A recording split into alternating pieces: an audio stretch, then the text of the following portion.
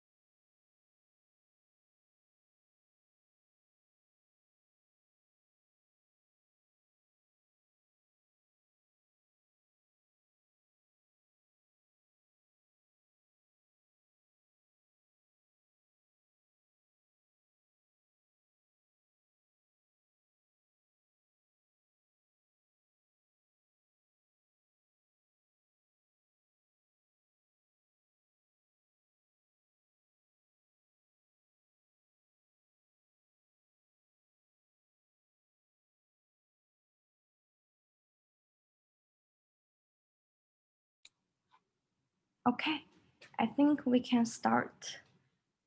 Thanks everyone for joining tonight for the SEC Weekly Talk. And I will be the host for tonight. My name is Yan, and I am the co-chair of Public Relations Department at SEC. And I will start with a short introduction of SEC. As you may know, SEC is a nonprofit organization that is established in 2008. And we have all kinds of events that is mainly to help the entrepreneurship communities, especially the startup founders, venture investors, and all kinds of professionals to succeed. And we also cooperate with organizations in different industries and fields to promote the exchange of enterprise talents and culture between China and America. So in our community, we have all kinds of events. The first one is the weekly talk. That's what we are having right now. We usually have this event in every Friday night. And we have been having such continuous events for almost like few years, for the past few years. And besides that, we also have monthly panel discussion.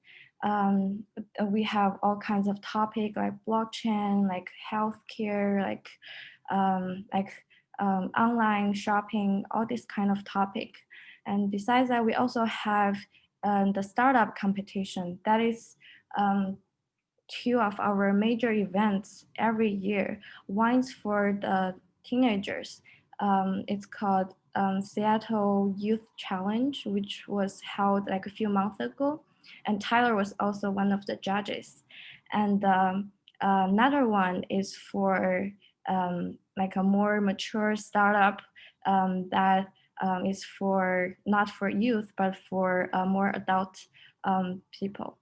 And besides that, we also have the mentor program, which is mainly designed for the startup founders. We have the mentors from investors and who are the management team from like a big tech company. We have also some successful co-founders who have experience in the past. So they will be your mentor if you are currently in as a startup founder. And we have a lot of social media channels that you can follow us. As you know, we have the YouTube channel, which is what we are currently live casting on. And we also have the WeChat channel. We also have WeChat group, and we also have the newsletter. By scanning the QR code, you will be able to register for our newsletter. From there, you will get most updated events or all kinds of information through your email address. And you can also directly contact us at the below admin@seattlestartup.org email address if you want to have any corporations or any inquiries or any questions that you may have. Okay, and today our guest is Tyler, who is currently the executive founder of the CodeDay, and he also have a great experience that has been raising $1 million for his previous startup. And let's welcome Tyler. And Tyler can project your screen. Thank you. Sounds great. And I think I can get that going. There we go. So you should all be able to see my screen now. Awesome. Thank you so much for the introduction.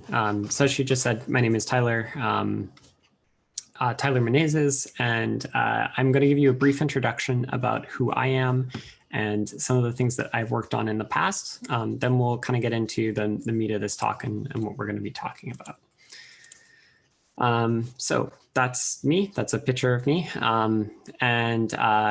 So I'm the executive director of a nonprofit organization called CodeDay. And if you're not familiar with it, executive director is just the term that a lot of nonprofits use for what is effectively a CEO. So you can look at it that way as well. I don't know why that's the case, but that's the way it is.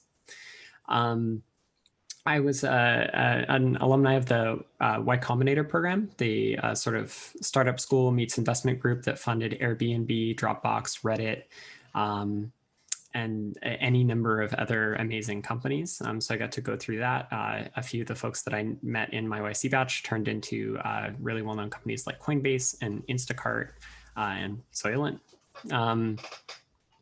I was named to the Forbes magazine 30 under 30. Tech and Learning magazine named me as one of their top innovators in ed tech, and there were a bunch of others that I've been recognized for some of my work in education and on this company that I work for right now, CodeDay.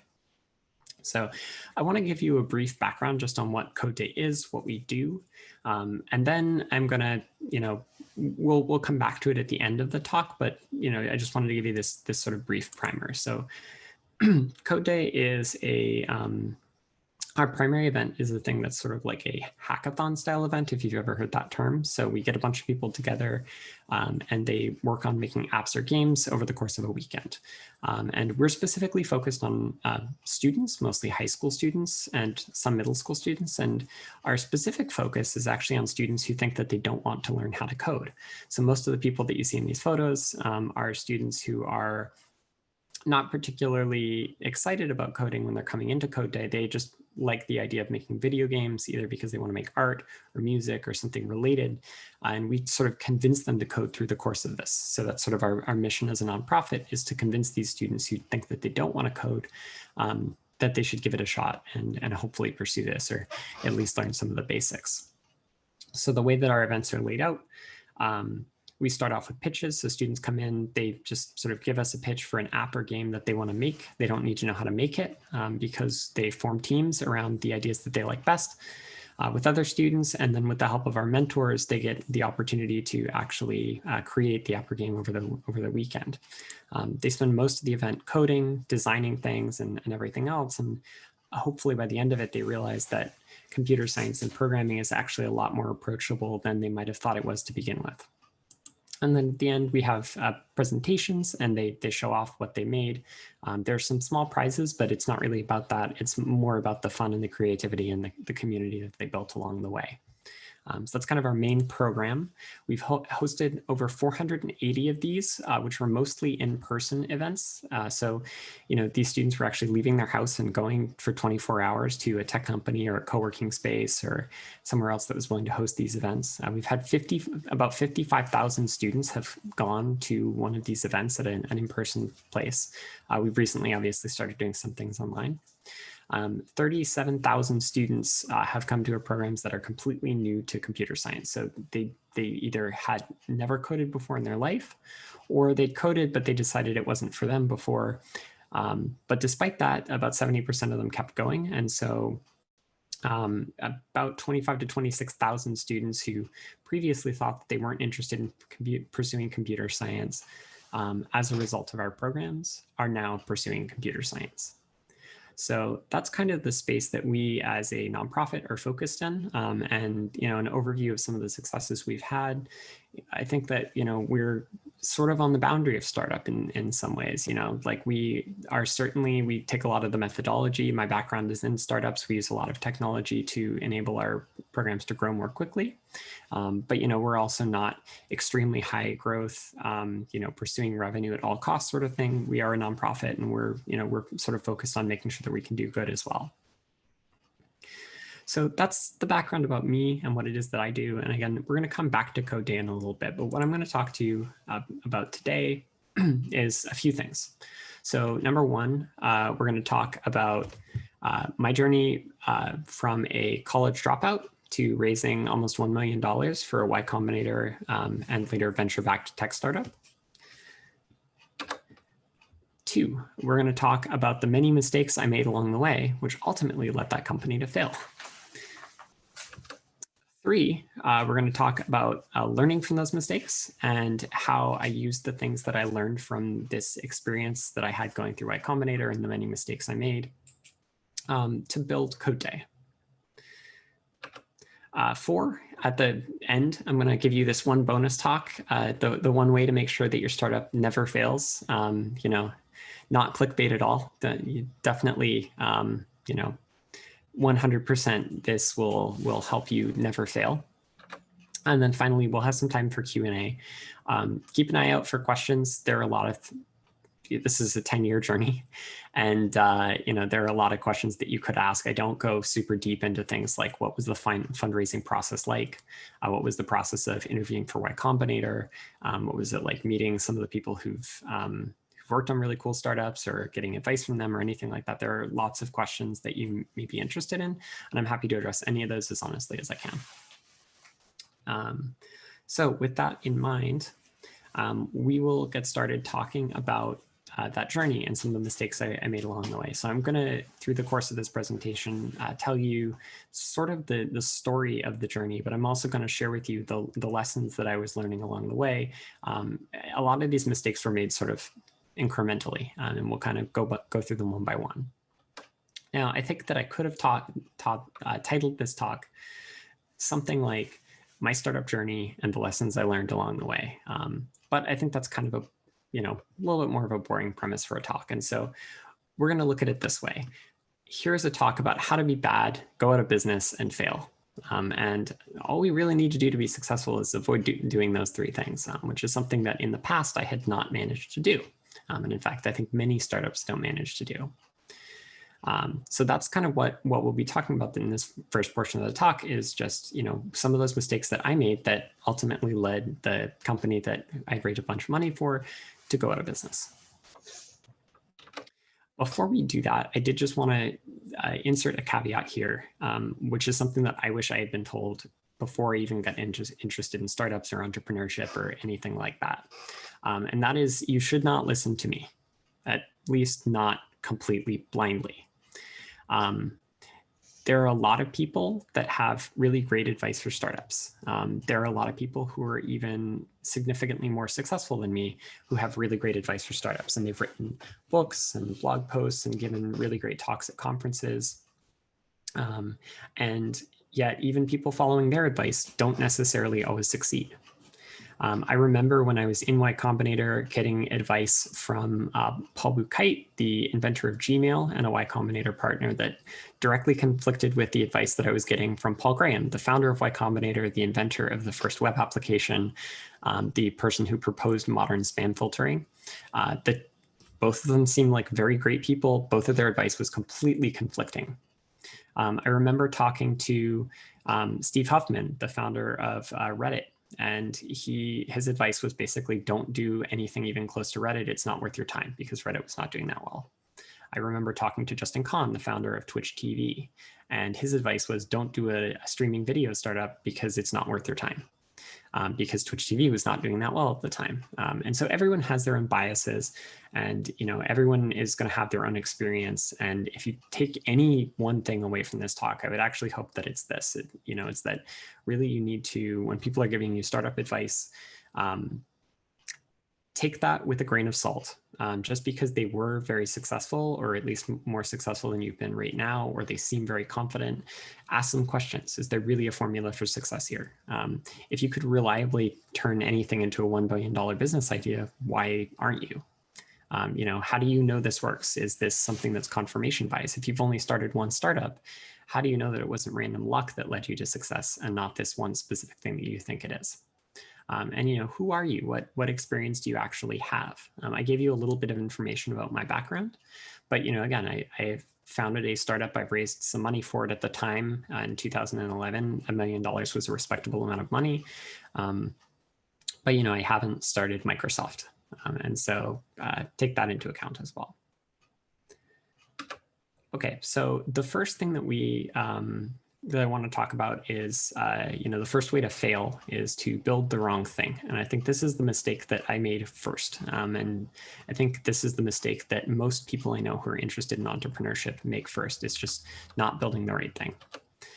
So in 2010, 2011, I was in college at the University of Washington. And I sort of came across this random posting for something called Startup Weekend. And I don't know if anyone has heard of Startup Weekend. That I think they're still around. I think they're a little bit smaller. If you have heard of them and you've been to one, posted in the chat, I'm very interested. But back at the time, it was this really cool thing.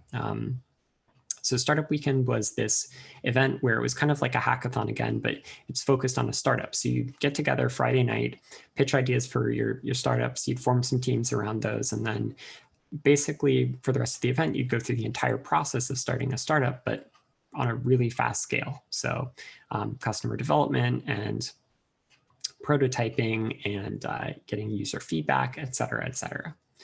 Really, really neat program. And at the end, you'd get to pitch to judges.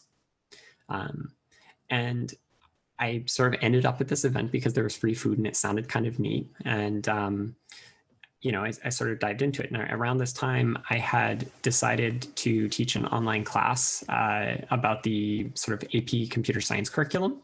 And I was expecting like 20 people to show up. But it ended up that I think like 800 people registered. So I'd sort of like accidentally become a teacher of a MOOC back before like that was really a thing. And I didn't really know what to do. And so I decided with some of my friends, what we would do is we would build this software for e-learning. And, you know, so we had this idea, and I actually randomly ended up working with someone on a team who is a founder who had been through the Y Combinator program back in 2007, which is like one of their very first batches. And Y Combinator has this really great motto, which is deceptively simple, which is make something that people want. So I was a little bit lucky as far as, you know, having a startup idea goes with this Startup Weekend, which was that at least I was my own customer. Like there's at least one person who wanted this. But, you know, we spent the entire weekend building this thing. We had this great, fully working prototype. It was amazing. And we get together at the end and we're all presenting in front of judges. The judges are at this event in particular were pretty respectable. I think it was Mark Arrington, the founder of TechCrunch. I can't remember his name now, but a fairly famous investor was also one of the judges. And, you know, we present our idea and they're like, oh, yeah, we've heard this 1,000 times. You know, X, Y, and Z companies have all tried this and schools aren't interested. It's like, well, that was a huge waste of our time. And the problem that we had made, you know, before the startup even had the chance to go anywhere, was we hadn't really done any market validation. It turns out that when you actually talk to teachers, and we tried doing this later, they're generally not particularly interested in, at the time at least, they weren't particularly interested in e-learning software. I'm sure now everyone is very interested in, you know, what could potentially improve the e-learning experience. But back in 2010, 2011, like the bandwidth wasn't even that great. The devices didn't really have the capabilities, and just like, you know, the administration and the teachers just weren't particularly interested in paying money for a tool like this, not to mention the long sales cycle. So we had completely messed up before we even had a chance to start by just not talking to people and understanding that this was not a problem that we should be trying to solve because people don't want it. So that's one way to build the wrong thing. And luckily, I think myself and my friends all learned from that lesson very quickly. And so then in 2000, actually, I think it was about 3 or 4 months later, right at the end of 2010, we found ourselves at another startup weekend. It turned out that it was pretty fun, and we all really enjoyed entrepreneurship. And we had this other idea for a company. So this was around the time that the Occupy Wall Street protests were happening. And we were all very interested in following what was going on with those protests, but it was very hard, particularly back then, to actually figure out what was happening. There were a lot of like video recordings that were posted to Twitter that were mostly just like close-ups of people's feet and sort of like some loud noises in the background. And so it's very difficult for us to figure out what was going on. And that was what we wanted to solve for this event. And so we built this company that the idea was called Tap In TV. You could tap into what was around you, was sort of the idea for the name. I think we had a worse one when we started, but so it created this, you know, this idea, and we did a little bit of market validation. We went out and we talked to a bunch of people, and we were just asking them, like, would you be interested in something that could help you, you know, hear more about what's happening with Occupy Wall Street? And people were saying yes, and that was great. Built the startup. And it went okay. We didn't even place in the startup weekend. I think we got an honorable mention, but it was better than nothing. But what we didn't win in startup weekend, we won in actual real money because we applied to Y Combinator and were invited to interview. And I somehow lost most of my photos from when I was in Y Combinator. So here's a photo that I took on Instagram. They paid for us to fly down and go to the Y Combinator sort of offices to interview with all the partners. And we didn't get reimbursed until we got there, so we couldn't really afford anything. So we just sort of flew down in the morning, walked from the Caltrain to the office, which was like an hour. This was the first time that we had seen actual startup names that we knew. So we took a photo in front of all the signs that we walked by. This was Evernote, which I think was the first one we saw. Just because this was really cool. And I was the one taking the photos. That's why I'm not in this. We got accepted to Y Combinator. For those of you who don't know, they invest, at the time it was, I think, $150,000 for 7% equity. I don't know what the deal is now. I've heard it's more. In return, we got access to this amazing network of investors and advisors and $50,000 in AWS credits or something like that, which was certainly helpful as well. So, it was a pretty great deal. And we launched this this company, and here's a screenshot of the TechCrunch article, and it went okay. We had, I think, somewhere around 10 to 20,000 users or something like that who were pretty active on the service, mostly consumers. Again, which is not bad, not a terrible result, all things considered, but if you remember back to when I said that we had talked to users when we launched this, we asked them a question like, is this something that you want? And what's the problem with that? Well, that's not really market validation either. That's misleading market validation. And why is it that that's misleading market validation? Well, if I were to ask you a question like, do you want ice cream? Most people generally would probably raise their hands, right? Or, maybe you're lactose intolerant, so do you want sorbet? But either way, some sort of dessert that's generally considered pretty popular. Even if you don't like ice cream, there's probably some dessert that I could ask you, do you want this? And you would say yes.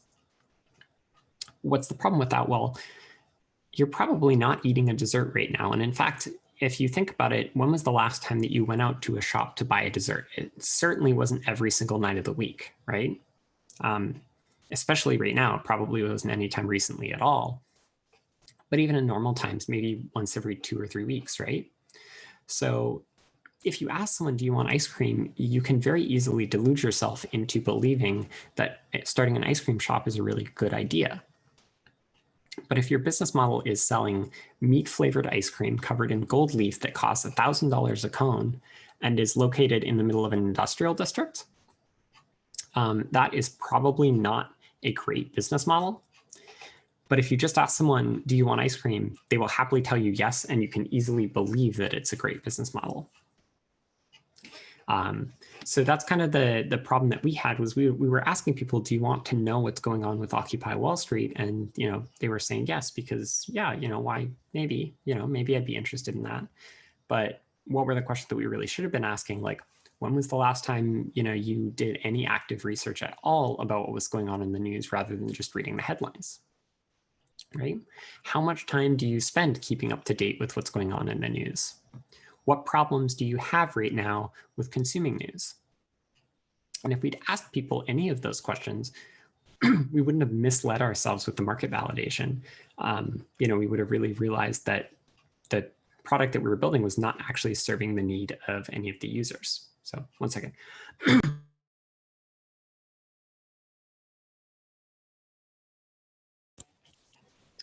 Sorry about that. So what are some of the ways that we can avoid asking these questions? Because obviously this is not necessarily a mistake that I wanted to make again. It turned out pretty well for me financially, not personally, but the company was pretty successful on the basis of that. But it's not necessarily the the way to make a bunch of money is to build a startup that no one wants and convince investors to give you money, despite what some people might make you believe. So thank you.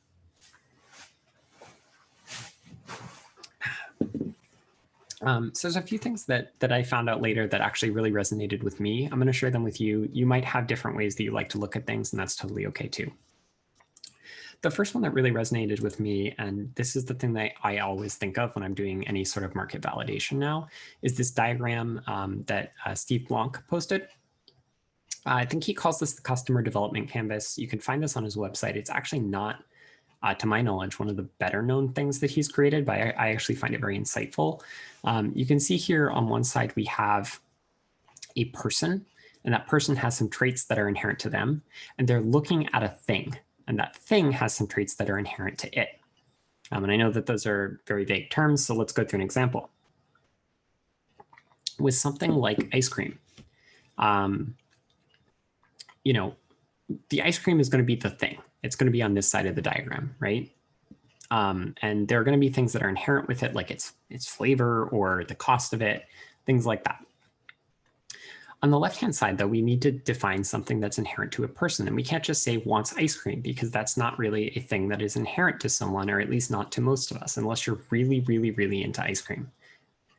So what are some of the potential things that people want out of going to get ice cream? Well, one of them might be socialization, right? If you're the sort of person who likes to go to like hip, cool, dessert shops with your friends and like hang out for an hour and like maybe they serve cocktails with it, that's a benefit, right? That socialization is a benefit. It's the thing that you particularly want. Another thing that you might particularly want, out of that would just be like some sort of way to relax and unwind after a long day, right? There's a lot of benefits that could come that are things that you want as a person that ice cream may provide, but also many other things may provide as well. And one of the things that we do when we do user research nowadays that I do, my company does, and I think most people who are very skilled at this do, is that when you're talking to users, you're really trying to understand and validate this part of the thing, the left-hand side, the benefits. You're really trying to validate whether or not this person actually, how often do you have a night where you go out and spend money at any sort of shop right now to hang out with your friends? What are some of the problems that you have with that right now? What are some of the things you look for when you're evaluating a place to go? Once we feel like we've validated that the person actually has the needs that we think that they do, that they want the benefits that we think we can provide, the second part of this is actually providing those benefits. That's the features, right? That is about, does our product actually do the thing that people want from our product? And there's going to be a mapping here. There's going to be a line drawn from each feature to a benefit that it potentially provides. This part of the diagram we can do without ever building anything, but we need to make sure that we're not diluting ourselves. And as long as we're not diluting ourselves, then we can actually start building out what you've probably heard called an MVP, a minimum viable product. Amazon, I think, uses the term minimum lovable product, but general idea being, then we can actually start building out the first version of things and say, okay, we know that people already want this particular benefit, but let's see if this feature actually provides that benefit for them. And we can save ourselves a lot of time doing this. Put another way, the main thing that I learned from this experience that I hope that you take away from it is, don't think of customer development as a way to prove that your idea is a good idea. Try as hard as possible to prove that what you want to do is a terrible idea. And if you can't do that, that means it might be a good idea. But if you haven't tried as hard as possible to prove that it's a bad idea, you might just be wasting a bunch of your time. Once you get to that, then you can start working on your product. And one more thing, just on this note, this is another thing that I did a lot that was very confusing to me around this time. The term minimum viable product, there's like two keywords there. There's minimum and viable. It has to be both viable, but also the least version of what is viable. Most people I know, myself included, in the early days were too far on one side or the other. Either it was too minimum and it didn't really ever do anything, or it was too viable and we'd spent a bunch of time building features that people didn't necessarily want to begin with. So just something to keep in mind there as well. Where do you fall on that spectrum? Okay, so the first thing, the first lesson that I had learned on my journey was to, build the right thing. Like, don't build the wrong thing. That's a surefire way to fail. The next way that I sort of failed in my journey in the past was by doing the wrong type of work. So we had realized at this point that this tapin.tv idea was not super great. By the way, it wasn't just us. Twitter at one point talked to us about acquiring us. We talked to their corporate development people a few times. They didn't make us an offer, and I don't think we would have accepted it even if they did, but they ended up cloning us 2 years later with Periscope, and it hasn't gone any better for them than it did for us. So, no one does customer development well. I don't know what to make of that, but we realized this wasn't a great idea. I think this was at the end of 2012 at this point. And so we had pivoted into this idea called Framebase. And we did the customer development, I think, for this very well. We talked to a bunch of people in our batch, and basically like throughout Y Combinator, people were coming up to us and saying, hey, like I want to add video to my product. You guys are the ones to talk to. How do we do that? And the answer was, oh, we spent 3 months developing this full time. You don't do it. It's too difficult. Like it's not something that you can just casually drop into a product. And so when we were trying to figure out what we wanted to move into next, we tried customer development on a bunch of ideas we had. And the one that ended out seeming the most promising, and the one that we really couldn't prove was a bad idea, as hard as we tried, was this idea of let's just provide video APIs as a service. Nowadays, that might sound kind of simple, but back in 2012-ish, there weren't any video APIs. Like WebRTC wasn't a thing. If you're familiar with the technology there, the iPhone didn't have any hardware accelerated video encoding. Playback APIs were just barely becoming a thing in the web for playing back streaming video without using Flash Player. So it was like not easy. And we had a great business model around this and everything else. Like the market validation was actually there. Like we did a good job on the market validation on this idea. So why didn't it work? Well, let me take you on another brief detour. So here's another hypothetical. Here are some companies. Who are the companies that first come to mind when you think of these ideas? So, think about what company first comes to mind with a computer that you can use with a mouse. What company probably did that first? How about a social network to connect the world? And finally, third one, a touchscreen phone that has apps. Now, I think most people have, certain companies that come to mind, certain companies that they think of when they're thinking of any of these descriptions, but the ones that did it first are probably not the ones you think of, right? First computer you can use with a mouse was the Xerox Alta. Social network to connect the world, well, that was MySpace. I'm sure some of the people here remember MySpace. And I'm sure, likewise, that any of the students that are here don't remember MySpace. Touchscreen phone you can use with apps. I'm curious if anyone had a Pocket PC. Post that in the chat, because I think I may be the only person that I know who had a Pocket PC. I actually found it recently. It was not particularly good. The question is, like, all of these people had the same market. They had the same idea. I'd argue in some cases that something like the Xerox Alta may have even had some things that were better than the first version of Mac, or certainly than the first version of Windows. Why is it that with the same market, the same validation, the same idea, these aren't the companies that succeeded? I would argue that it was doing the wrong work. And I think this is the thing that ultimately ended out killing the startup that I had raised a bunch of money for. So there's a lot of ways to look at work. I think the most critical loop in any startup is probably this thing that many of you have heard of called build, measure, learn.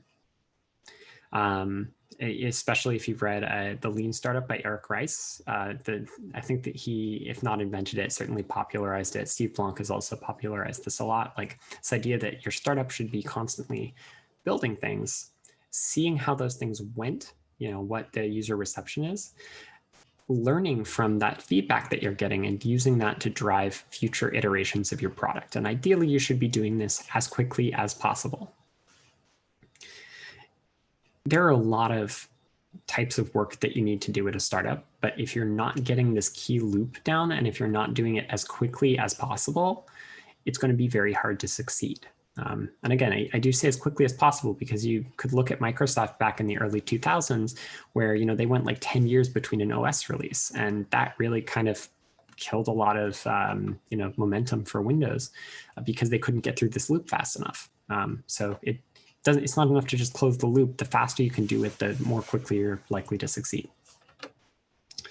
Now, if you don't build, you don't measure, and you don't learn, you're just literally not doing anything. You're maybe going and talking to people about your idea. You think it's a great idea. I've heard these people called entrepreneurs because you want to be an entrepreneur, but you're not really doing any of the work there. Obviously not a huge method for success. And if any of you fall into that boat, I do strongly encourage you to start building something at the very least. It's an easy first step. Okay, so if you just build, but you're not ever measuring, meaning you're not ever releasing it and seeing what the reception is, and you're not ever learning, obviously, because you never released it, well, that's a surefire way to run out of money because you're just building features and no one's ever going to use them. And what if you're just building, but you're measuring, meaning you're releasing it and you're seeing what happens and you never really learn from it? I think that's what killed, something like Pocket PC. Right, it was out there. They made many iterations of it, but it was never really getting any better or solving any of the problems that people had. So that was not a surefire recipe for success either. You really do need to be doing all three of these things: build, measure, learn. Now, what was it that killed the Frame-based, the sort of pivot of the YC-backed startup? We had a bunch of money in the bank. We had, I think, 2 years of runway at least. What was it that killed that startup?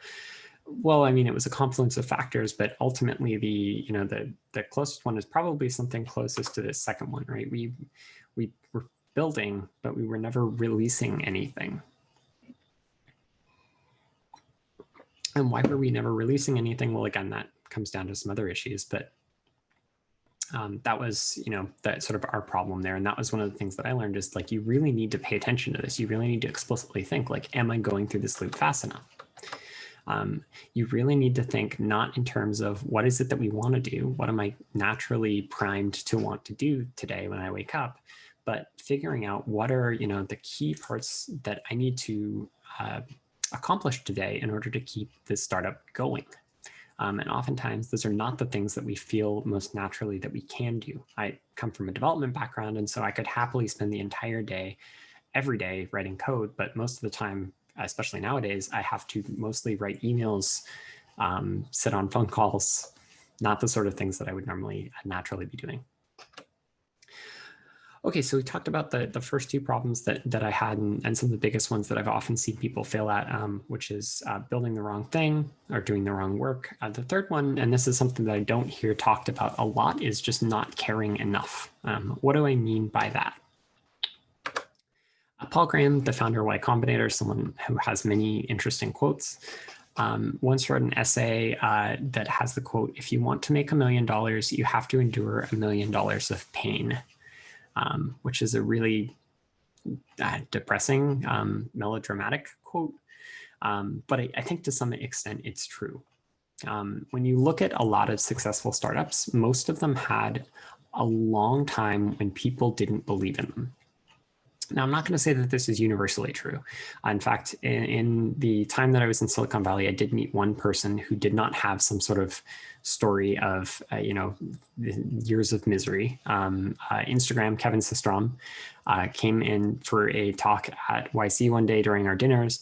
And, his talk was basically, yeah, we launched Instagram. It was immediately successful. We couldn't keep up with demand. And I think everyone in the audience at that point was like, well, great. Why did we come to this? This was not particularly useful. Most startups go through this process that Paul Graham, again, calls the process. And this is a chart that he would draw on the whiteboard sometimes. And I think now that he's like fully retired, Y Combinator was actually his first attempt at retirement, but now that he's actually fully retired, they have this like framed somewhere in their office, I've heard. But this is a chart that he calls the process. And on the y-axis is any measure of success. And on the x-axis is time. So the y-axis can be like happiness, number of users, money, whatever you want. And you have the TechCrunch of initiation. So people hear about you, you're launched, they're excited, they try it out, and then the novelty wears off. And then you get into this process that, this part of the process that he calls the trough of sorrow. And Paul Graham is British. I feel like that's a very British term for it, but it just sounds miserable, and it is. You have the releases of improvement, which if you've noticed from the chart, don't actually seem to improve anything. The crash of ineptitude, when you accidentally lose all of your users because of something stupid. The wiggles of false hope. And then, maybe eventually you get to the promised land, someone acquires you, and then you're successful. This process can take like 4 years or more.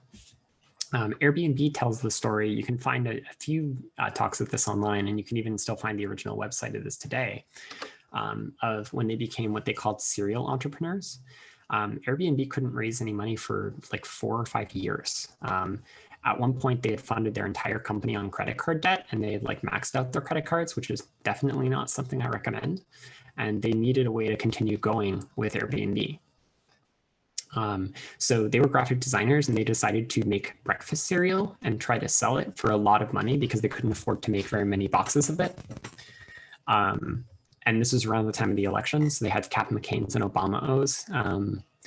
They got a friend who's a printer to print as many as he could at cost, as many as they could afford at cost. They went to the cheapest grocery store in San Francisco and bought the worst cereal to put into it. And then they just mailed a bunch of boxes to famous people that had TV shows and hoped that they would talk about it so that they could sell them. I mean, you can barely see it in here, but it says airbedandbreakfast.com on the boxes. That is genuinely how they funded Airbnb for like another 6 months. If you don't really believe in what it is that you do, there's no way you're going to do anything like that. And I've met many people, some of my former co-founders, this was one of the problems with my company. And one of the reasons we ultimately ended up giving up was because some of my co-founders just didn't care that much. And when we weren't immediately, rocket ship successful, they wanted to quit or try something else that might be rocket ship successful. It's really hard to keep going. 4 or 5 years is pretty extreme, but on average, probably at least 6 months, a year. There's probably a pivot or two along the way. Slack, probably a hugely successful company of, started out as a video game company. It's a process. It really is a process. And if you don't care about the idea, or if you don't care about something about what you're working on, it's going to be really hard to stick with it, and you're not very likely to succeed. Again, I'm not going to say you're never going to meet anyone who succeeded with something they didn't care about, but if you have the difference between a 5% chance of success and a 20% chance of success on something that you are more excited about, I'd probably take the latter of the two. Okay, so this is the first 3, right? Building the wrong thing, doing the wrong work, not caring enough. The last one that I'm going to talk about, the last mistake that I made, I think, was working with the wrong people. So here's a screenshot of our interview video that we submitted to Y Combinator. I think you can find this on my Vimeo if you want to search for it. This is the 1-minute video pitch that we submitted that ended up getting us into Y Combinator. And these were all people that I had known for years and years. I'd gone to high school with 2 of them. I'd worked with them on projects before. I knew them very, very, very well. But the problem was that they weren't really the right people to work with for me. Not all of them were super committed to the idea. We had very different ideas on how we should get work done. I personally would argue that at least one of them had an incorrect idea, which was that we should just build all the features and never really launch anything, which is part of the problem. There wasn't really any thought given to this other than who do I know that I want to work with, not necessarily who is the right person to help get this, this company off the ground that I am capable of tolerating working with, that disagrees with me on the things that are important to disagree on, and we agree on the things that are core to the company. And that was not something that I'd given any consideration to. When you think of something like Xerox versus Apple, or MySpace versus Facebook, or a Pocket PC versus Apple again, what's the difference between someone like Xerox and Apple? Steve Jobs, right? I'm not a fan of Mark Zuckerberg personally, but the the difference between MySpace and Facebook is like certainly a leader who has a strong vision for what the future could be. The real difference between a lot of these companies is just the passion and devotion and vision of the people who are running it. And if you're not working with a group of people that can do that, it's going to be very hard for you to succeed. You're just a few people, right? If you want to start a company, you're really just a very small group of people for a long time. It's really important that there are people that will help you succeed and are not going to be, increasing your chance of failure by arguing or whatever else. And we were far from the worst. Before we got into Y Combinator, we already had a working app. We've been working on this app for 3 months. We had no money at the time, and we were a bunch of college dropouts. We were actually competing against a different company called Keller, spelled the British way. They'd been around for 3 years, had $44 million of fundraising, and the CEO had 2 successful exits. We had built a working app in 3 months. In 3 years, their app could not have sound working. And it wasn't that that they didn't want sound, it was that it didn't work. That was sort of the inside story that I had heard from a few people who worked there. We actually have this great video of them testing out the app when ours first launched and just being like, oh, wow, this is pretty good. What's the difference between these two companies? Well, the company on the right actually sounds pretty good, but there are TechCrunch stories you can read about this company. The CEO brought a gun to work one day to threaten one of his employees. Another member of the leadership team had his son and another challenge another employee's son to a fight. I'm not really sure the whole specifics of that situation, but it was just absolutely insane, right? So even with $44 million, they couldn't really overcome the just sheer incompetence, and even by Silicon Valley standards, that was a weird team. Okay, so the lessons that I learned along that journey and taking me up to, when I decided to join the team at CodeDay, you have to build the right product. Fundamentally, if you're not doing the market validation, you're just wasting your time, you're wasting your effort. It's very unlikely you're going to just luck into the perfect thing. We kind of actually did with CodeDay a little bit, but there was a lot of intention after the initial thing. You have to do the necessary work, not just what's most comfortable to you. I learned that you really need to care about the problem and make sure the people you're working with care about the problem as well. And, fundamentally, you need to work with the right people. So that brings me up to, around 2013 when I decided I wanted to join CodeDay. So I'd been around at CodeDay since the very beginning. I was a volunteer. Everyone was a volunteer, but it was never really a serious thing. And it was always just something that I was kind of doing on the side. But after I had left this startup, Edward, the person who sort of initially had the idea for what was at the time called student R&D, which was doing something slightly different, was like, I want to make this a full-time thing. And I was like, oh yeah, this seems like it could be a full-time thing. So I decided to join, this nonprofit and really try to bring this tech education goal to the world. And along the way, I feel like a lot of the lessons that I learned from doing the YC startup ended up coming into play.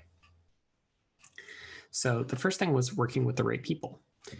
Edward, in this picture with me, who's now at Uber, but at the time, again, he really helped take CodeDay from nothing to the success that it was. Edward was not my best friend. He was not necessarily someone that I super enjoyed hanging out with, just casually. We had a lot of disagreements in terms of the way we saw things, but we also agreed on a lot of the important things. And when we disagreed on something, it was in a way that was very productive because we would end up getting closer to the truth. So I'd gone from working with a bunch of people who were really close friends of mine, but turned out to be terrible coworkers, to someone who wasn't a super close friend of mine, but turned out to be, we made a really good team. And this doesn't just necessarily extend to people that you're working with, directly. We still take this principle to this day. And I don't mean in the terms of cultural fit, which is something that a lot of startups use to just mean people who like to go rock climbing and play ping pong. We launched a program recently called CodeDay Labs, or Code Labs for short, which is kind of like a virtual internship working on open source software for the tens of thousands of college students who can't get internships because they don't go to super prestigious schools. And we'd had this for a while, but this is kind of like a relaunch, and we were really serious about this year, and we were like really trying to figure out something that we thought was going to work. And the end, people who are going to be interacting with all the students were mentors. And so for us, we actually went out and we realized that these people were going to be really important. They needed to be people who were going to be committed to the mission, even if they're not working with us directly every single day. They needed to be people who were excited about this and were willing to, help take this format to the next level, try different things, see what works. And so I had weeks where I was just constantly talking on the phone to everyone, and there were 2 other people doing the same thing.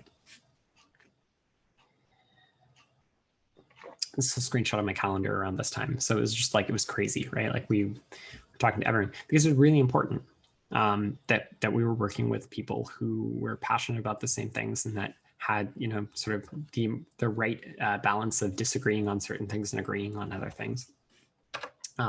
This is a list of all of our volunteers. We have over 100 active pre-event volunteers, and I have met, I think, probably over 90 of them. Not necessarily all in person, sometimes over the phone because we're sort of all over the world, but it's very important to get to know the team, make sure they're good people.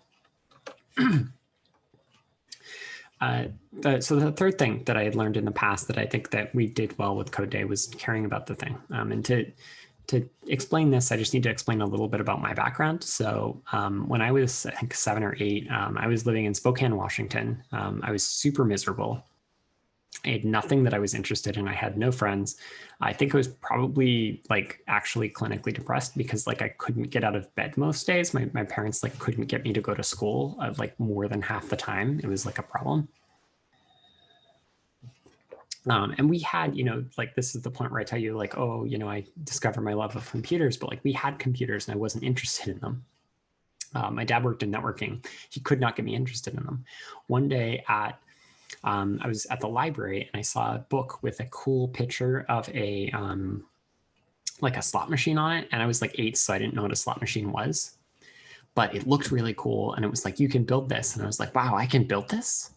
So I sort of convinced my parents to check out this book and help me. And my dad bought a copy of Visual Basic or something. And, I really struggled through it, but I ended up making my first program. That taught me the creativity of this. And that was just complete luck for me. CodeDay is basically fundamentally trying to make that not luck for lots of other students. And so for me, it's of course I care about this. This is such an important thing. This is what turned me from this really depressed 8-year-old into someone who feels he really knows what is, cool in the world and what he's excited about.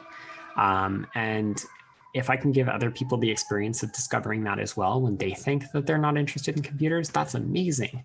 So finding a thing like that I could connect with was great. And I hope that many of you can do the same thing.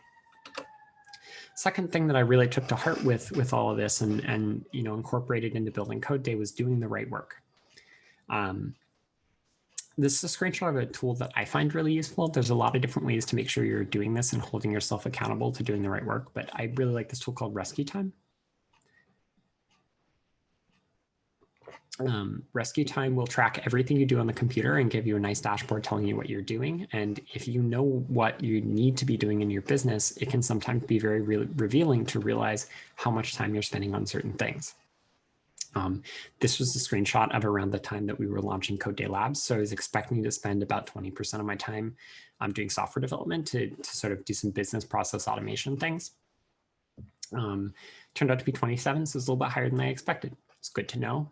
Good feedback for me to be mindful of how much time I'm spending on these different things and how I'm estimating my time, making sure that I'm not just falling back into that habit of doing software development because I'm comfortable with it.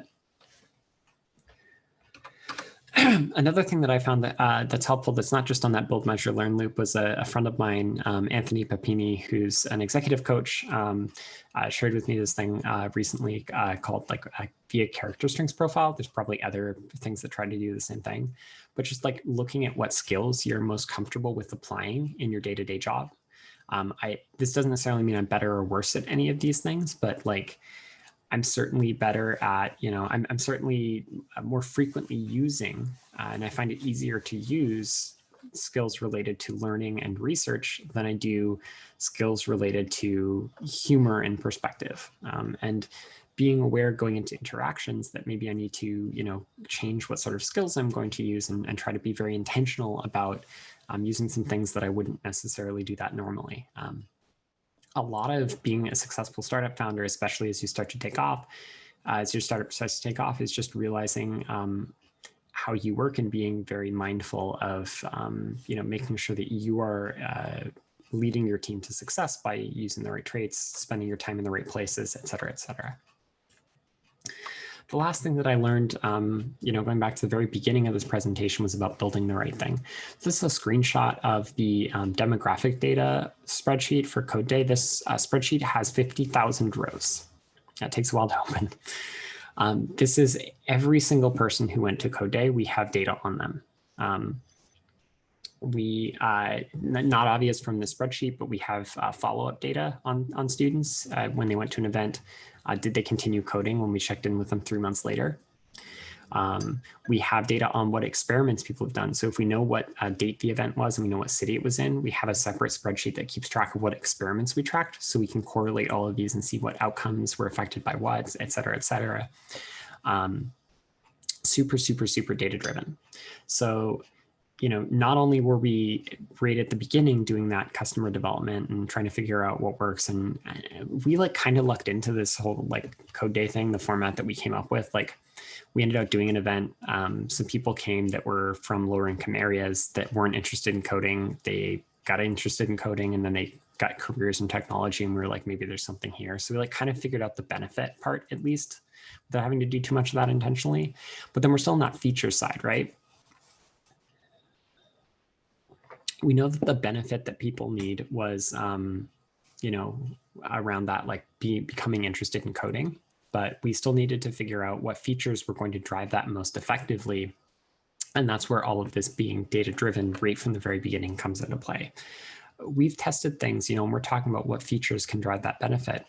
We've tested things, from many different perspectives, from like what different recruiting techniques will cause more people from lower income areas to come, and then what different ways of like greeting them at the door, team formation instructions, things like that will cause them to create a very diverse teams where we get a good mixing of students from different backgrounds.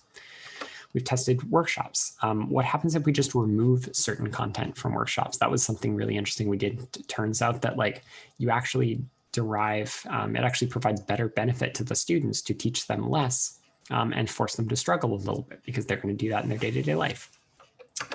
We've even tested things down to what sort of food students like, what sort of food like keeps them happiest. It turns out that like it doesn't matter what fancy food you give them, they'd prefer pizza. All of this, is to say, like, I think that because of this journey that I've been on, and the learnings that I've made along the way, that's what has really led us to this organization that really helps. We've helped more than 50,000 students, again, all at in-person events. This isn't even just like people who registered on our platform. This is like people who drove to an event. Like we bought them pizza. They've made tens of thousands of projects, and most of them never had any interest in doing that to begin with. We've created thousands and thousands of software careers. I know at least 2 couples that have gotten married because they met at CodeDays. I think that we've been able to do a fantastic job at a lot of these things, but only because I made all those mistakes early in my career and was able to recognize those mistakes and grow from them. which actually leads me into that last point before we get into Q&A. So yeah, I promised you one special bonus tip, the one cool trick that investors don't want you to know, or the shocking new technique to avoid failure. The ultimate reason most startups fail is that you give up, right? The only reason you can fail in the end of the day is because you give up. All of us make mistakes. I remember at the very last dinner that we had as a Y Combinator class, it was right after our demo day. Some of us had raised, $1, $2, $3 million. Some of us had raised nothing. Like it was the very last time we were going to be together, and we were really starting to go out into the real world and not just be part of this YC class. All the partners gave us their advice. And one of my favorite bits of advice was like, we gave you lots of advice. You're going to make mistakes. We're going to tell you that you're not going to, you're going to recognize someone as not a good fit for your team, but you're not going to fire them fast enough. And I'm telling you this now, and it's still going to happen. And, it does. All of these mistakes that I've made, I don't think that I can prevent you from making all of these mistakes. You can make these mistakes, but you can also keep going, right? The only time when your startup fails is when you give up. And there are lots of different resources that can affect that, right? I know many of us have bills to pay, you need to pay your mortgage payments or your rent or whatever else. You got to pay for food for people. It can be affected by a lot of things. But for many startups, the resources needed are not a lot. You can work on this in your free time after work or on the weekends. The real end quote here, and again, it's the Paul Graham quote. He has a lot of them in his blog posts if you haven't read them. Startups rarely die mid-keystroke. So keep typing. No matter what mistakes you might make along your journey, learn from them, keep going. As long as it's an idea you're passionate about, I really hope that you can be successful as well. So with that in mind, I think I am almost exactly on time. I'm like a minute and 30 seconds short of an hour. So I am happy to open it to questions. I don't know if there's a preferred format that you'd like or anything like that, but yeah. Thanks, Taylor. Thank you for your very long and inspiring stories. I think a lot of people is going to beneficial from this. And we will go to the Q&A session, and people can post your questions directly in the chat, or you can raise your hand and we will unmute you and then you can talk. That's great.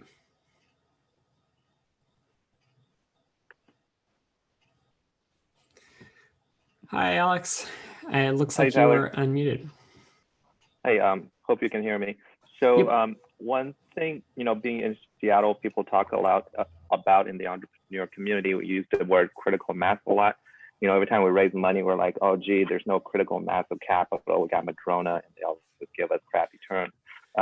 There's not enough angels to be in the stuff that you're doing. There's also critical mass in terms of meeting the right co-founder and partners that you mentioned. Is from your perspective, because I assume you spent more time in the Bay Area, maybe that's incorrect. Is that a myth, or is there some truth to that? We should try to flock to kind of, the more Bay-like areas as an entrepreneur. I think that there's some truth to that, and there's some of it is also people being grumpy. Like there's definitely, I think it depends a lot on your experience and things like that. I can say that like we started in Seattle. I'm more or less from Seattle. I was born in Toronto, but I spent most of my life in Seattle. And when we were talking to Seattle investors, all of them were like, "No, this is a terrible idea. Like you basically just get lost. Like you're not even worth our time to give a nice rejection to." And then we, drove down or we flew down to California for this YC interview, and they were like, "Yeah, this is great," and gave us $125,000 that evening. I think the money was in our bank within like a week, and then we raised $1 million. I didn't really tell the story of how we did this, but we got our first $200,000 check because an investor's kids were using our app on at like a concert, and he reached out to us in the live chat on our website and was like, "Hey, here's a link to me in Forbes. Like, I'd love to talk with you more." It's a guy named Pejman Nozad. He's a super great investor. But, so for us, like there was absolutely an experience, a difference. And I know at least 2 or 3 friends of mine who also feel very passionately that the Seattle community is like basically worthless for investors. But at the same time, I think that there's also a lot of companies that have come out of Seattle that have been very successful. And if you look at the profile of what companies tend to be more or less successful in Seattle, the ones that tend to do well in fundraising in Seattle are generally just the ones with a little bit lower risk. So, people who've been founders before, or anything that has direct sales, like if you're selling something to people, like that's just a lot easier to understand. It's a lot easier to forecast. The risk is a lot lower. It seems like that's something people are interested in. In Seattle, I was often asked, what was like our 4-year revenue forecast or something like that. And then in San Francisco, like if you even tried to tell someone your 4-year revenue forecast, you'd be laughed out of the room because they're like, you have no idea what's going to happen in 4 years. So, I think that certainly if you're trying to do a startup that is a little bit lower risk, either because you're selling a product directly, especially enterprise startups, or because you're someone who has success in this before, it's certainly something that you can do. But it's, especially if you're trying to do something that is a little bit riskier, in my experience, at least, again, this is 9 or 10 years ago, it was significantly like orders of magnitude easier to do that in the Bay Area, just because the culture of risk there was like more ingrained in the investment ecosystem. And the other thing that I would say about any of these also, just closing thought, is like, no matter whether you're in Seattle or San Francisco, like you'll always find people who are happy to waste your time as well. So either way, you kind of got to be selective and make sure that you're trying to keep things moving as well. But yeah, did that answer the question okay? That's very helpful and very consistent with my experience. So thank you. Thank you, Tyler. And I'm both happy and sad to know that the Seattle community hasn't changed that much since I was last fundraising. So that's good to know. Okay, so going over into the Q&A text chat, someone had asked, what are some effective methods of fundraising? That's also a really great question. And I think that's something that I haven't really heard addressed as much as would have been helpful to me. So the way that I think about it is there's 2 parts that are really important in fundraising. One of which is you need to be fundraising on the basis of something. The very best thing that you could possibly be using as your sort of basis for fundraising would just be like if you have traction, right? If people are using your app, particularly lots of people are using your app, that's probably the best case scenario, right? Like if you have 1 million users, it doesn't really matter where you are. People are going to want to invest in you, and that's great. And this still happens. I know the Clubhouse app, I think, was like the most recent success story of this, where it's just like all of a sudden a bunch of people used it, and then investors were beating down their door to try to write them checks. But yeah, so you have to fundraise on the basis of something. Traction is the #1 most important. If you don't have traction, having a really great team is probably the second most important. It doesn't seem to matter what the product is. If you were like an early employee at a really big tech startup, or if you have a history of exits, like people generally write you a check because they assume that even if they don't believe in your idea, there must be something they're missing. Beyond that, like everything else is just kind of a barrier to clear. You have to have a good market, but again, it's not like you can fundraise on the basis of having a good market. Like you have to have a somewhat reasonable idea, but you can't fundraise just on the basis of an idea. Really, you need to either have traction or have a really great team. The second thing that is important to recognize is beyond just like having something that you're fundraising with, as your thing, like you need to give people a reason to say yes now, because it's really easy for people to say, well, let's wait and see. I've heard people talk about this as like FOMO, or fear of missing out. There has to be some time pressure for people to say yes, because when you think about it from an investor's point of view, and especially an institutional investor's point of view, there generally is not a downside to them saying, let's wait 2 months and then see how many users you have 2 months from now. And you might be thinking as an entrepreneur, like, that won't work for me. Like, I need the funding to go and get those users. But from their perspective, they don't care per se, right? Like, it's not important to them. In my experience, most people who've been very successful in fundraising have had some sort of hook that is really getting people to commit now. For us, when we were fundraising for Tap and TV, which became Framebase, I'll give you an example of how our fundraising worked, that hopefully answers that question a little bit. So like I said, we had an investor who reached out to us on live chat on our website, Pejman Nozad, who now runs Pair VC. And this was like 4 days before Y Combinator demo day. And so we were like, oh yeah, we'd love to chat. Let's chat soon. YC demo day is coming up. So we talk with him. We have this great chat. He's pretty excited about us. And we're like, okay, but YC demo day is coming up in 3 days. Right now we're asking, we're raising, I think we said something like $1 million at an $8 million cap on convertible debt, which should now mostly be safes. I don't know, our valuation at YC demo day might actually go up. We think this is really promising, so it might go up to 10, but like, if you want to commit now, we're willing to do 8. And I think he talked us down to 6. He had us meet with a few other people that he really trusted to vet our technical stuff and stuff like that. And by the end of the day, we had a yes. So then we went to some of the YC partners that we were really close with, Alexis Ohanian and Harsh Tagar and Gary Tan, who are the founders of Initialized VC. And we're like, hey, we just got Pejman Nozad on board. He was pretty well respected among the YC partners, even if he wasn't like the biggest name. He was very well respected. We're like, hey, we just got Pejman Nozad on board. Clearly this demo day is going to be a really big hit. Do you want to sign on now? Like, the deal's $6 million, but it might go up during demo day. And they were like, oh yeah, like absolutely. So then they were in.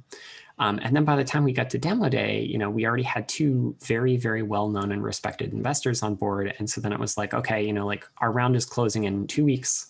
If you're interested, you need to, come talk with us. Like, we're going to set up meetings over the next 2 weeks. And then, we're going to close the round. And that was sort of the time pressure there. So like the entire time we had some time pressure for people to say yes. And I think that that's one thing that people miss, is they think that like, just because they have a pretty good idea, they're going to get investment. And usually like, if you have a pretty good idea, there's generally no reason for an investor to say yes now instead of just waiting, unless you create one, or if they're literally in competition for other investors.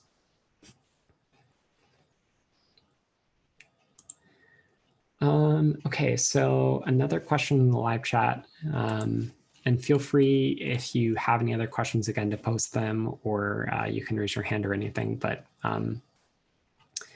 could you share what is the largest challenge to continuing to grow CodeDay bigger and more impactful, if that is a measurement? Appreciate your feedback in advance. So for CodeDay, to be honest, I think one of the biggest problems is that I don't know that we should have been a nonprofit. Nonprofits are kind of weird because the profit doesn't go to anyone, which is, great. Like, I don't personally care about becoming fantastically wealthy. Like, I'm fine with how things are going, but people still need to be paid salaries. There are still costs to running the nonprofit. Like, we still need to make money somehow. And so like part of the, I think, difficulty of growing this organization has actually just been that because we're set up as a nonprofit and we can't take investment, a lot of the opportunities that would have been open to me if this were a for-profit company are not open to me. And the growth generally has just been a lot slower because it's hard to get investment in the same way. Like, you can get grants, but the grants are typically focused at like supporting one particular thing for a year, like a really small targeted growth. It's generally hard to get someone to write you a $1 million check just as like, we're going to fund trying to make this 10, 20 times bigger as a whole.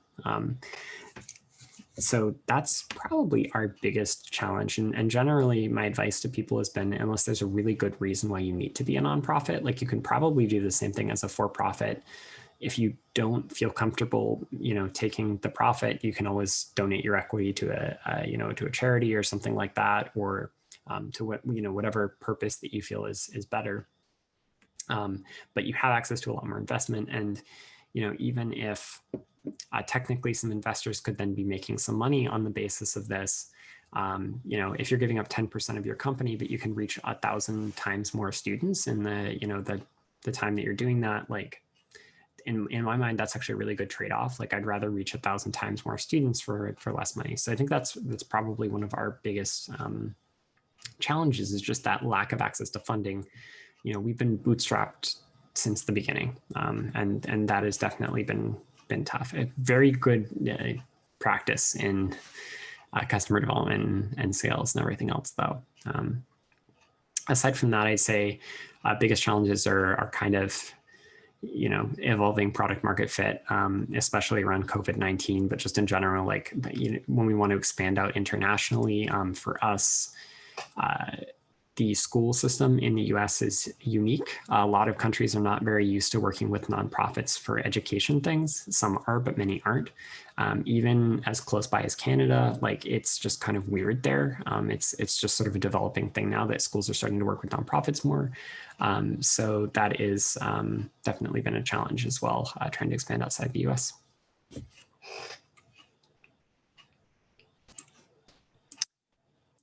Cool. That's all the questions I see. Were there any others? Hi, Tyler. Yep. This is Jaden. Thank you for sharing your entrepreneurial journey. Oh yeah. I have a question. So, as we know, capital can accelerate a company's failure as well as its success. Certainly. Yeah. So your previous startup got $1 million from Y Combinator, right? So what does that mean to you in your startup? In terms of like how it may have accelerated the failure, is that what you mean? Yeah. Yeah, it's interesting actually, because that was kind of a debate internally at YC, and they kind of went back and forth on this over time. At the time that we were in it, it was like 150K, and then we get some like additional money through an uncapped safe or an uncapped convertible debt. And there was like this whole complicated fundraising structure where like YC ended up giving us like 250K, I think, in total, or like YC and their partners did.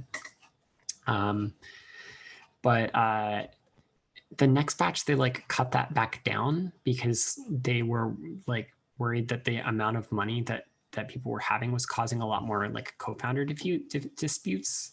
People felt like there was a lot more, there was a lot more at stake because they had the money in the bank account. And so they were sort of behaving as if they had a lot more to lose. And that was actually causing some problems. And then they've like gone back up because there were other problems as well. So all that to say, like, I definitely think that having money in the bank account probably contributed to some of our problems, because all of a sudden everyone felt like they had something to lose. They felt a lot more strongly that we needed to make like the right decision, even though there wasn't necessarily a right decision. And in a way, when there's no money in the bank account, it feels a lot safer to make any decision you want than when there's the potential of losing a lot of money. So I think those were some of the big ones there, but yeah.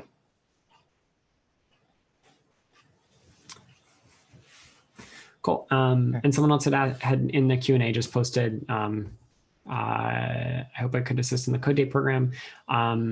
They'd mentioned the address on our website is in Walnut, California. That's actually just like basically a check deposit service, because we get a lot of like donations.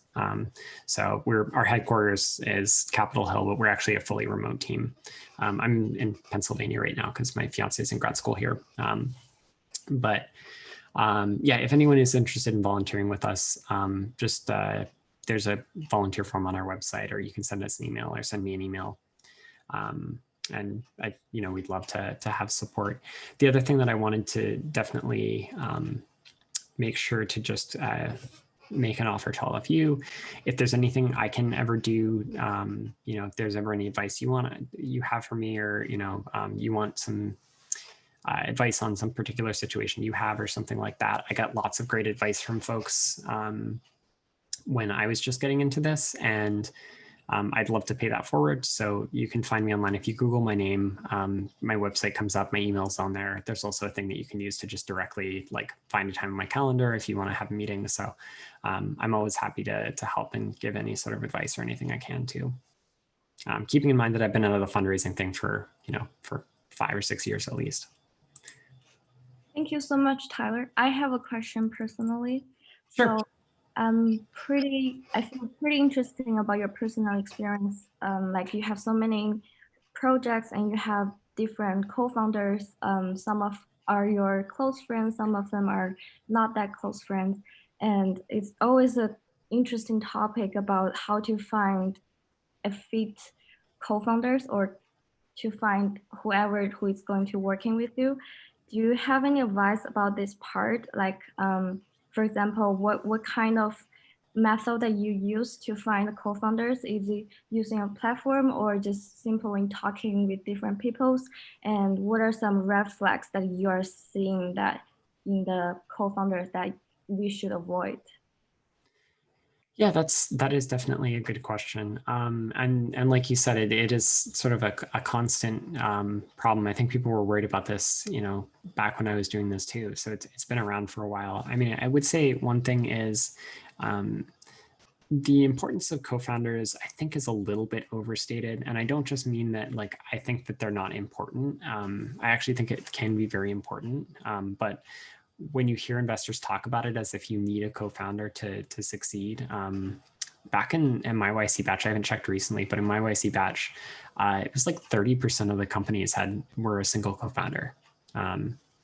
Were like basically they had no co-founder, right? I mean, it was a single founder. So the numbers actually weren't as bad as people were making it out to be. But I do think it's valuable. I mean, in terms of, I think a lot of it for me was meeting a lot of people and being aware of what people were passionate about. I think that one of the more important things to have is just someone who agrees with you in their passion on an idea. Because again, I think that a lot of things can be fixed through, over time, as long as you both care enough and you're not going to give up really easily. And so like, I mean, that's how I knew Edward, was because like when he was first thinking of starting this, he was like a friend of a friend, and we had like connected over AOL Instant Messenger. This was like 2008 or 2009. So I think that meeting as many people as possible and just remembering what it is that they're excited about and passionate about, for me, has been a really good way to find a co-founder, rather than like trying to look for specific skill sets or anything like that. But it depends, right? A lot of this depends. If you're trying to start a new bank, like having someone who has finance experience is going to be a must, and like, that kind of complicates things. Most people I know who are members of very, very successful startups met their co-founders like through personal connections and like experience and things like that. So I can't personally say that I have any recommendations for like online platforms or events or anything like that. But I'm also not going to say it's never worked. That's just kind of been my personal experience. I think there's a lot of complexity there. Okay, great. Thanks. Hi, Tyler, I have another question. Sure. And so in our community, there are many people that who want to start their own startups. So as a serial entrepreneur, do you think it's better to have some work experience in a big company or startups first, or just start up their own business when graduate or as a dropout like you? It can be a very big handicap to not have that experience. Early on, it doesn't matter as much. Early on, actually, maybe it's more beneficial to not, because you're not expecting there to be certain structure. Let me give you, I guess, an example of where both have come into play. So like a friend of mine started his career at Microsoft, was at Microsoft for 10 years, ended up growing to run a fairly large organization internally at Microsoft, recently left to start a startup, and has just been sort of perpetually confused at a lot of the things that he took for granted at Microsoft that, you know, he doesn't realize that don't exist outside of it. Things as simple as how to set up payroll, but also like potentially, you know, spending too much time on the sort of tasks that people at Microsoft would care about, but generally most startups just wouldn't care about, and just sort of realize that, you know, it'll get done later, like the specifics of exactly how to calculate sales tax in certain situations or things like that. So, you know, that can be a handicap early on sometimes, is having a lot of work experience to the point where you kind of like, you have expectations of what to expect and they're not there. And it can be very disorienting and scary. For me as a college dropout, it was like, oh, you know, I have no idea what to expect. So it's fine. But as we've become more successful, there are a lot of things that I've realized that I didn't get as well about managing a larger organization. And it's been a real challenge, not only day-to-day communication things, you know, what are the best way to structure certain meetings, like, you know, how much guidance do I want to give members of my staff? Those things have all taken me a lot longer to develop versus what it would have taken me if I had a mentor at a company that, you know, I'd grown with.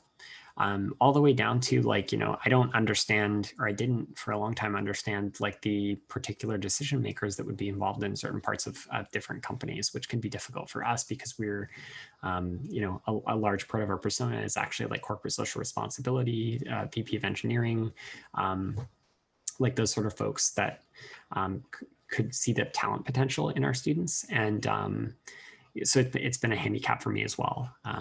You know, I mean, I think all that to say, like, there are advantages and disadvantages of each. I certainly am not a, you know, steadfast proponent of everyone needs to drop out of school or that no one should drop out of school.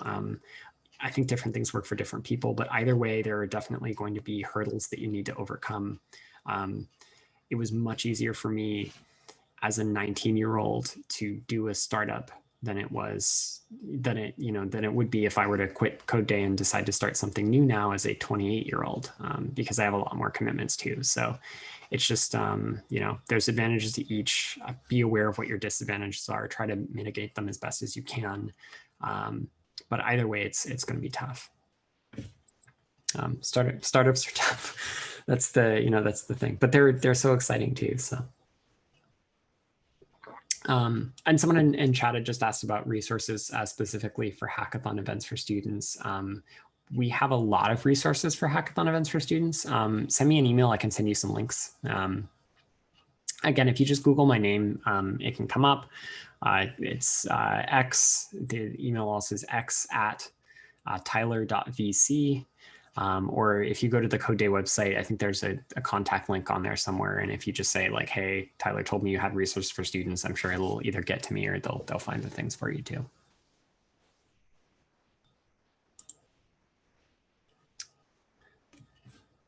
Cool. Any other questions I can answer for y'all?